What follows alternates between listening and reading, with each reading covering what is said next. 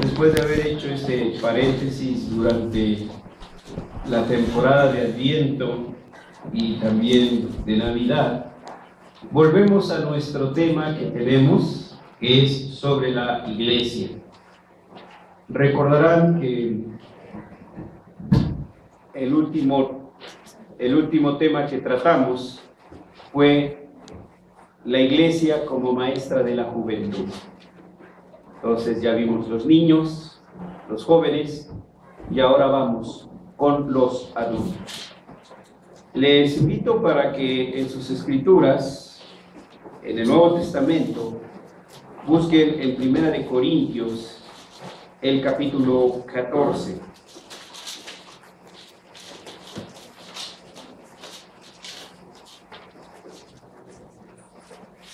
Primera de Corintios, capítulo 14. Vamos a leer los primeros 4 versículos. Dice así, todos: seguid el amor y procurad los dones espirituales, pero sobre todo que profeticéis, porque el que habla en lenguas no habla a los hombres, sino a Dios, pues nadie le entiende, aunque por el Espíritu habla misterios. Pero el que profetiza habla a los hombres para edificación, exhortación y consolación. El que habla en lengua extraña, a sí mismo se edifica, pero el que profetiza edifica a la iglesia. Amén. Hemos hablado reiteradamente de las marcas de la verdadera iglesia y hemos ponderado en ellas y decimos que son 3. La primera es la predicación pura del Evangelio. La segunda es la administración fiel de los sacramentos tal y como los instituyó Cristo. Y la tercera es el ejercicio fiel de la disciplina. También hemos hecho mucho hincapié en el triple oficio de la iglesia. Y hemos dicho que este triple oficio de la iglesia consiste, en primer lugar, en la adoración. La iglesia entonces pone especial empeño y énfasis en la adoración. El segundo mencionamos es la evangelización y el tercero es la enseñanza. Este pasaje que hemos leído habla de la profecía. Y lo que escribieron los profetas está en la Escritura. Y que lo que los predicadores enseñan es lo que está en la Escritura. Luego, la profecía es sinónimo de predicación. Cuando leemos aquí, en el versículo 3, el que profetiza habla a los hombres para edificación, exhortación y consolación. Es lo mismo que decir el que predica. El que predica habla a los hombres para edificación, exhortación y consuelo. Y en la última frase del versículo 4 dice, el que profetiza edifica a la iglesia. Aquí entonces en este pasaje encontramos 3 principios inamovibles de la sana predicación. Toda predicación debe en primer lugar enseñar. Si no enseña, entonces no es una predicación escritural. También la predicación debe ser para exhortar. El pecado debe de ser denunciado. El pecado no puede ser solapado. Y tercero, pero también toda predicación debe consolar. El creyente debe saber que hay un Dios que odia el pecado, pero que está como ese padre pródigo, con los brazos abiertos, dispuestos a recibirnos en su seno. Por eso la iglesia, entendiendo su tarea, sabiendo que debe de enseñar, hace especial énfasis en la enseñanza de los niños. Sus niños ocupan un lugar especial dentro de la tarea de la iglesia. En sus jóvenes no los deja divagar, les da carne pura y no leche, como dice el apóstol Pedro. los nutre, pero también los adultos. Porque los adultos no somos camellos. Con que tomemos agua un día o comamos un día 40 días, pues vamos a pasarla bien. Los adultos también necesitamos ser repetidamente nutridos. O tomen como analogía, cuando comemos, cuando terminamos el último bocado, quedamos como que ya nunca voy a comer. Quedé tan satisfecho que, pues, no, ya de aquí me olvido de la comida para todos los días de mi vida. Pero no llevamos ni 3 horas y ya empezamos a buscar por ahí, ¿sí? Que la manzanita, que el duraznito y etc. ¿Cómo entonces puede haber hermanos camellos que con una vez al mes que vengan a la iglesia, con una vez que escuchen la predicación de la palabra, con eso sea suficiente? Entonces, hermanos, necesitamos como iglesia tener esto muy presente. La tarea de la iglesia es enseñar a los niños, enseñar a los jóvenes, pero también la iglesia tiene la tarea de proveer instrucción para los miembros adultos. Pero esta tarea parece ser completamente olvidada por muchas iglesias. Y el resultado inevitable es que los miembros de muchas iglesias son tristemente ignorantes de la palabra de Dios. Eso, por cierto, es una mancha negra en la vida de la iglesia. Una revista que sale por ahí se llama Fuerza Latina. Sacó un artículo de cerca de 10 cuartillas. Y este artículo lo membretó con este título: el pueblo, la población adulta es ignorante en la palabra de Dios. Y lo describe. Pero el gran problema de la iglesia, que está presente lamentablemente en muchas, es que por una parte existen creyentes adultos que creen saberlo todo, que ya nada tienen que enseñarles la iglesia. Tal vez porque desde su niñez han asistido a las actividades de la iglesia, fueron esforzadores, estuvieron en las sociedades de jóvenes, de adultos, fueron misioneros, ancianos, en fin, etc. Y creen que no se les puede enseñar ya, no tienen nada que aprender. Por otro lado, existen creyentes adultos que creen que ya no están en capacidad de aprender. Tiran la toalla. ¿Ya para qué? Soy una burra, soy un burro, nada se me pega. Y tal vez, lo más triste, hay creyentes que piensan que estudiar es perder el tiempo. Time is money. Si tales ideas existen entre nosotros, es tiempo de que las vayamos desterrando.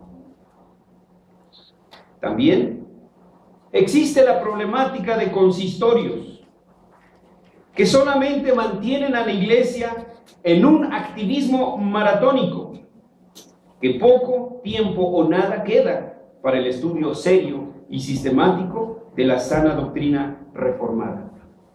Los tienen evangelizando en las esquinas, los tienen evangelizando en los mercados, los tienen evangelizando en las calles, pero nunca son entrenados ni alimentados doctrinalmente.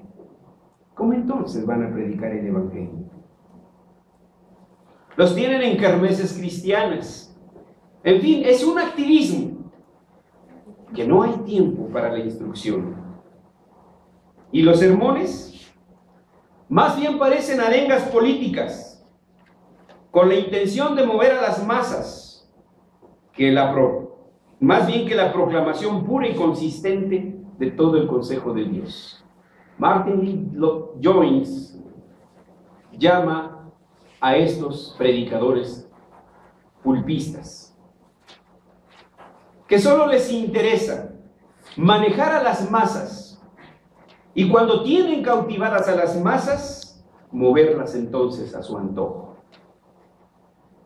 Dijo por ahí un escritor, la muerte de la filosofía fue la retórica. Platón mismo en sus diálogos menciona como sofistas a los retóricos y los distingue de la verdadera filosofía. Y tal parece que esta área prendió, que los púlpitos están llenos de oradores, y no decimos que eso sea malo, pero de falta de sustancia. Les preocupa la forma, pero olvidan la sustancia. Pero si acaso surgiera por ahí la pregunta, ¿por qué deben ser enseñados los adultos? La respuesta que queremos darles esta tarde es, 1, porque la palabra de Dios insiste firmemente en que los creyentes deben de ser instruidos. Lo veremos en un momento. 2, porque la verdadera fe se nutre y se fortalece con el conocimiento de la sana doctrina. No hay fe donde no hay doctrina. Por eso es importante, primero, enseñar la doctrina para que pueda haber una respuesta de fe. Además, es necesario enseñar a los adultos, porque la verdadera fe tiene como resultado una vida de santidad. Y finalmente, porque la verdadera fe nos impele a trabajar por la expansión del reino de Dios. El que tiene fe se mueve, el que no tiene fe es pasivo. Por eso, repito, la palabra de Dios insiste firmemente en que los creyentes deben ser instruidos. Por boca del profeta Oseas, Dios exclamó y reclamó a su pueblo y le dice en Oseas 4:6, mi pueblo fue destruido porque le faltó conocimiento. Una iglesia donde no hay doctrina es una iglesia que más tarde o más temprano terminará dividiéndose. Y la razón de esa división es la ignorancia, la falta de conocimiento, porque solo les acariciaron el oído, porque solo les ensalzaron el ego. No les dijeron, Jehová ha dicho así, arrepiéntete de tu pecado, vuélvete a Jehová, el cual es amplio en perdonar. En este mismo capítulo, el profeta sigue diciendo, porque misericordia quiero y no sacrificio, y subraya en Oseas 6:6, conocimiento de Dios más que holocaustos. Entonces Dios reclama de su pueblo conocimiento, Dios reclama de su pueblo doctrina. No podemos ser consentidores, tenemos que enseñarles la doctrina al pueblo de Dios. Por otra parte, en las epístolas paulinas, dirigidas a los creyentes, fueron al mismo tiempo instructivas y exhortativas, pero primero que todo, instructivas. Eso quiere decir que su parte práctica estaba siempre cimentada en la doctrina apostólica. Como ejemplo, citemos a Timoteo. Ahí el apóstol San Pablo le enfatizó. No enfatizó nada con más firmeza que la necesidad de la enseñanza. Le dijo a su hijo en la fe, lo que has oído de mí ante muchos testigos, esto encarga a hombres fieles que sean idóneos para enseñar a otros. Esa es la continuidad del trabajo de un líder, que enseña a otros para que esos otros también enseñen. Pero vean ustedes entonces la palabra clave aquí, enseñanza.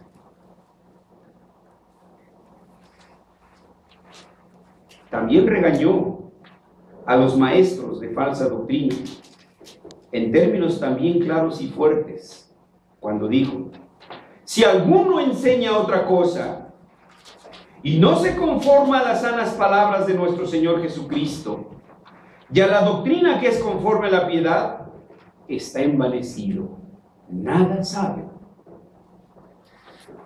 La Escritura entonces insiste en que permanentemente debe haber un ministerio educativo en la iglesia, desde los salones de la escuela dominical hasta cada una de sus sesiones y aún de los púlpitos.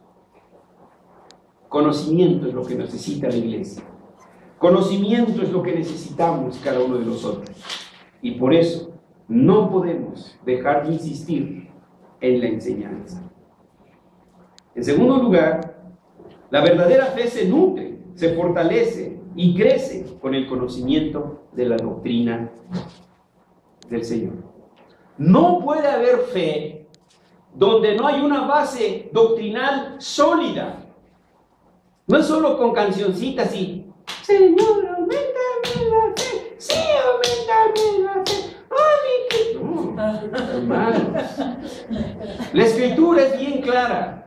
La fe es por el oír, por oír la palabra. Solo así se fortalece la fe, hermanos. No hay otra fórmula. No hay inyecciones de fe. Solo hay páginas de la Biblia. Solo hay predicaciones expositivas que expliquen la palabra de Dios, que enseñen la palabra de Dios. Así como el niño que es concebido, pero que no se le da la adecuada nutrición, será más tarde o más temprano un simple abortivo. Así también en la iglesia. Si los creyentes no fueren alimentados adecuadamente en su fe, serían unos abortivos de la fe. Porque el que ha nacido de nuevo debe ser nutrido en la sana doctrina para que su fe se fortalezca. Jesús dijo: conoceréis la verdad y la verdad os hará libres. Es lamentable que existan pastores que solo les guste agradar el oído de sus oyentes para asegurar su permanencia en la iglesia. O bien, no le dedican el debido tiempo a la elaboración de su sermón.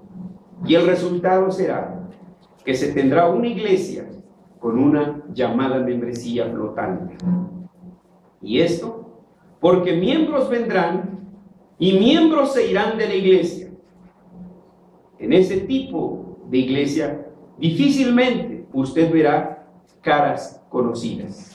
Siempre hay caras nuevas. Es decir, son creyentes que entran por una puerta, pero salen por otra. En otras palabras, ni pichan, ni cachan, ni dejan batear. No puede usted contar con ellos. Dejamos que terminen de hablar por teléfono, ¿verdad?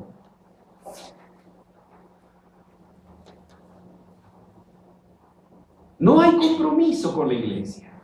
No hay compromiso con el reino. No hay nada. Solo asistencia. ¿Eso es todo? No, pues entonces vámonos con los papistas. Ahí como entran, salen. No tienen que hacer absolutamente nada. Esa no es la iglesia de nuestro Señor Jesucristo. Entonces, el creyente tiene que saber que debe de ser instruido para ser enviado, porque también tiene el encargo de enseñar. Hay otra razón por la que a los fieles, a los adultos se les debe instruir. Porque una fe nutrida con la doctrina trae como resultado una vida de santidad. Vivir en santidad significa vivir haciendo la voluntad de Dios. En el pasaje que leímos del Evangelio de San Mateo dice: no todo el que me dice Señor, Señor, sino el que hace la voluntad de mi Padre, oyendo y haciendo. El árbol por sus frutos se conoce. El que cree, trabaja. El que cree, opera. El que cree, obra. La fe nunca es pasiva. La fe es dinámica. La fe es activa. Nadie puede decir que tiene fe si no es activo en el reino de Dios. Es decir, que la vida de santidad no puede ser reducida nada más al moralismo. No quiere decir vivir de una manera santa solamente porque no fumamos o no tomamos o no vamos al cine. Aunque en su vida laboral venda fayuca o venda artículos robados o pirateados, eso es pecado. Y eso ya es contrario a la santidad. Otro ejemplo sería el creyente que no cumple con el horario de su trabajo, porque según él se pasa horas y horas orando y hasta da gloria a Dios porque lo corrieron del trabajo. Sí los hay, hermanos, sí los hay. La verdadera fe se nutre de la sana doctrina y esta proporciona principios direccionales para vivir una auténtica vida cristiana. Es bastante significativo que el apóstol Pablo recomiende a Tito que hable lo que está de acuerdo con la sana doctrina, en Tito 2:1. Y en otra parte de esta misma carta, la admonición es: aprendan, escuchen lo que dice Pablo, aprendan también los nuestros, se refiere a nosotros, a ocuparse en buenas obras para los casos de necesidad.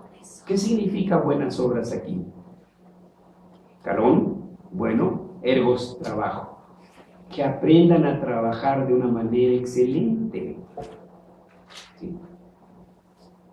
Para los casos de necesidad, para que no sean sin fruto. Dios nos dio como un canal para nuestro sustento el trabajo. Y para que no sean sin fruto, dice Tito 3:14. Aquí la frase buenas obras, repito, se refiere al trabajo hecho con excelencia.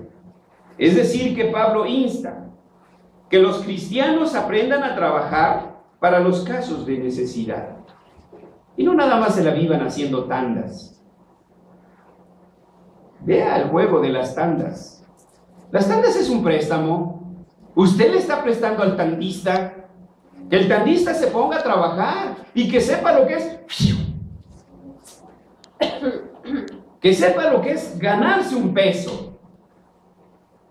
Sí, hermanos, ese es el punto, es el sorteo y te toca a ti primero, pero es lo que llamaríamos jinetear el dinero. Hermanos, los vamos a invitar ya por FIDE. Este año nuestras conferencias son sobre la economía. Y nos vamos a llevar muchas sorpresas.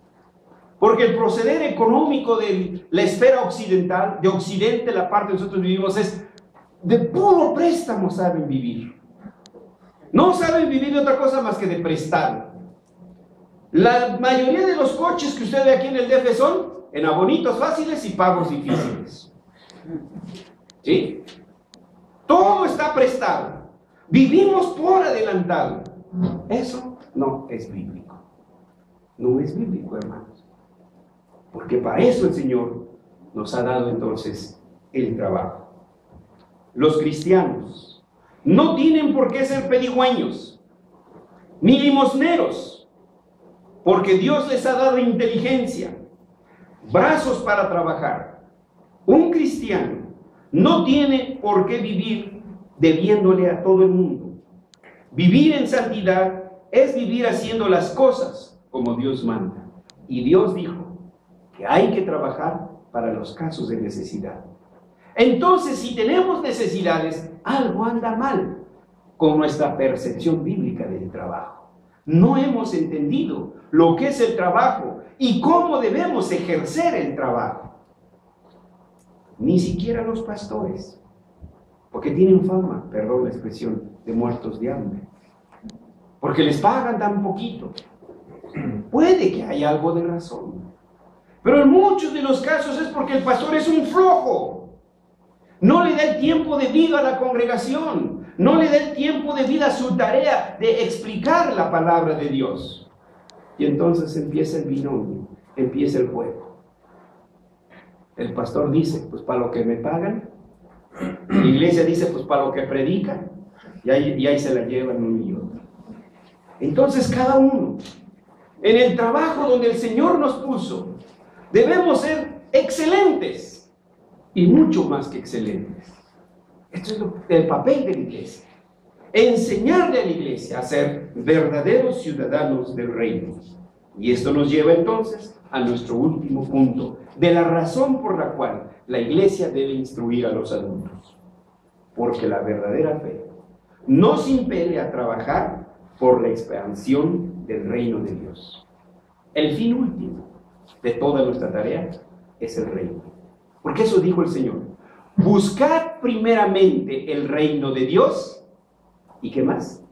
Su justicia. Y su justicia. ¿Y? Todo Todo lo demás viene por añadidura. Así de sencillo, hermanos. No hay más vuelta de hoja. No tiene usted ahí con el rascahuele a ver si le ateneó a los 6 numeritos, ¿no? Sí, está en la fila ahí comprándose un cristianito, pues no creo en eso por si acaso, ¿no? Por si acaso ahí están comprando ese rascahuele, no sé cómo le llaman, ¿no? Ahí, y ya no sale nada, hermanos. ¿Sí? Entonces, nosotros sabemos que si trabajamos, lo demás va a venir por añadidura. Porque esa es la promesa. Dice el proverbista, en toda labor hay. Ahí está, hermanos. No hay trabajo que el Señor no nos conceda la gracia del fruto. Pero si usted se desparrama en el sillón, ¿sí? Cuando entra a las 8, ay, a fin que hay mucho tráfico, no más que pase el tráfico. Pues no, hermanos. Ahí le copio la tarea a mi compañero, ¿sí? O ahí le paso algo para que me ayude en el examen, ¿sí? No, hermanos. Vivir en el reino de Dios es trabajar en ese reino de Dios. Quien solamente identifica la vida cristiana con las actividades de la iglesia ha perdido la brújula. La iglesia no es el reino. La iglesia forma parte del reino. La iglesia ha sido establecida para trabajar en el reino de Dios.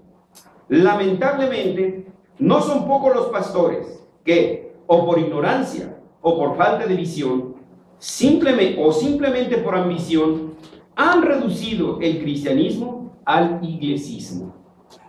La única preocupación de estos pastores es que la iglesia crezca en número. Por eso se desvive en campañas evangelísticas, en actividades especiales, conciertos cristianos, en testimonios de conversiones cristianas, un activismo iglesista. Pero el mundo sigue en manos de hombres inicuos, políticos que roban a la nación, empresarios que roban al trabajador, comerciantes que le dan kilos de 800 gramos, y etcétera, y etcétera. No fue así en los tiempos de la Reforma. Los cristianos formaron partidos políticos cristianos, como en el caso de Escocia, Ginebra, Holanda, etcétera. Fundaron universidades cristianas como Heidelberg, Escocia, Ginebra, Lausana, etcétera. Abordaron la pintura, la música, la ciencia, etc. Hoy, el pietismo nos ha sacado del mundo. El pietismo nos ha colocado en otros monasterios, a los cuales hemos etiquetado con el nombre de iglesia evangélica. Olvidando que Cristo pidió al Padre, no te ruego que los quites del mundo, sino que los guardes del mundo. En otras palabras, que los cristianos transformen el mundo y no que los cristianos se deformen en meros y simples mundanos. La tarea de la iglesia es adiestrar, exhortar y animar a los adultos para que ejerzan su oficio dentro del reino de Dios. Los cristianos no deben ver el trabajo simplemente como un modus vivendi, sino como un canal de adoración, como una oportunidad de servicio a su prójimo y como una grandiosa oportunidad de expandir el reino de Dios. Así entonces arribamos a la conclusión. Hasta aquí se ha presentado el tema, la Iglesia como maestra de los creyentes adultos. Y con ello se ha tratado de responder a la pregunta, ¿por qué deben ser enseñados los adultos? La respuesta fue, porque la palabra de Dios insiste firmemente en que los creyentes deben de ser instruidos, porque la verdadera fe se nutre y se fortalece con el conocimiento de la sana doctrina, porque la verdadera fe tiene como resultado una vida de santidad y finalmente, porque la verdadera fe nos impele a trabajar por la expansión del reino de Dios. Lo que nos resta es entonces reconocer como iglesia, como consistorio, nuestra responsabilidad educadora. Y la exhortación es primeramente hacia el consistorio, a fin de que vele por la sana enseñanza de los adultos, que no improvise. Y en consecuencia, el consistorio debe abocarse de inmediato en la elaboración de un currículum escolar que abarque todas las edades y toda la enciclopedia de la doctrina cristiana.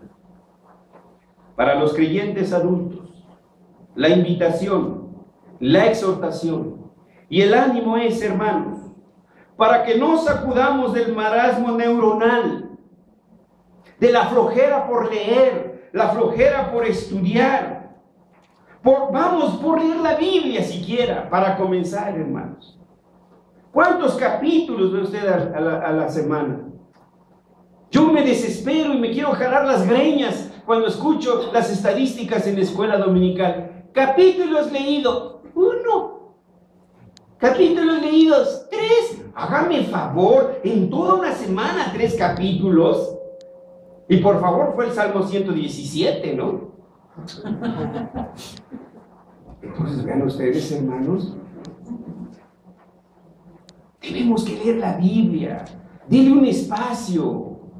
Cierto, es importante el libro de física, el libro de química, la tarea y etcétera, pero comienza mal. Comience donde debe comenzar, con la escritura. Ese es el punto, hermanos. Tenemos que sacudirnos ese marasmo neuronal. Tenemos que aplicarnos al estudio diligente de la doctrina cristiana. Sí, es un choque neuronal, porque tiene que haber enseñanza, tiene que pulirse las neuronas. Pero esa es nuestra tarea, estudiar la palabra de Dios.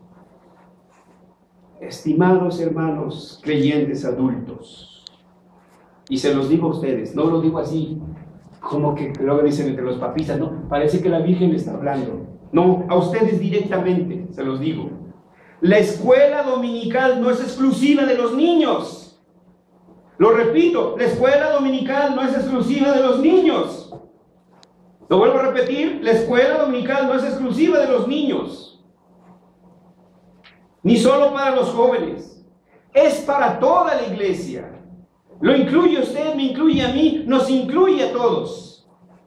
Tenemos que darle su debido espacio, lugar y tiempo a la escuela dominical para que podamos ser bien instruidos, bien adiestrados y podamos desempeñarnos, no solamente en nuestra vida personal, aún en nuestra vida familiar.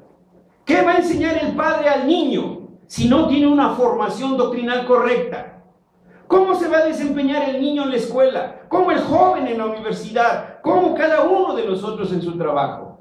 Necesitamos entonces ser verdaderamente instruidos en todo el pensum cristiano, en toda la doctrina cristiana. Y ese es el reto, y esa es la invitación, y esa es la exhortación. Pero estas son las palabras de nuestro Señor Jesucristo. Conoceréis la verdad, y la verdad os hará libres. No viviremos oprimidos, hermanos, porque conoceremos la verdad y las promesas del Señor, y entonces descansaremos en Él y sabremos por qué es necesario que los adultos seamos instruidos. Vamos a orar. Señor, gracias por tu palabra. Gracias por recordarnos lo que debemos creer, entender y hacer. Te pedimos de antemano perdón, Señor, por esos lapsus que hemos tenido en nuestras vidas, en los que hemos minimizado la tarea educadora, el esfuerzo que debemos de hacer, Señor, para ser debidamente instruidos, como iglesia o como creyentes. Te damos gracias porque tú siempre has provisto a tu iglesia de la sana doctrina, y que ahí está, doctrina por la cual nuestros abuelos espirituales dieron su vida. Muchos de ellos murieron en la hoguera, murieron aserrados, murieron ahorcados por defender esa verdad. Hoy nosotros no tenemos que escondernos para estudiar.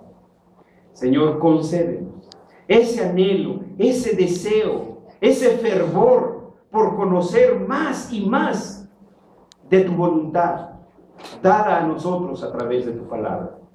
Concede que esta iglesia, Señor, no le minimice la importancia de ser instruidos, de instruir a sus niños, de instruir a sus jóvenes, que no los supla con paliativos, con grupos de rock o con cualquier otro entretenimiento. Que nuestra iglesia siempre se preocupe por la sana doctrina para sus niños, para sus jóvenes y para sus adultos. En Jesús te pedimos que nos ayudes a cumplirlo. Amén. Amén.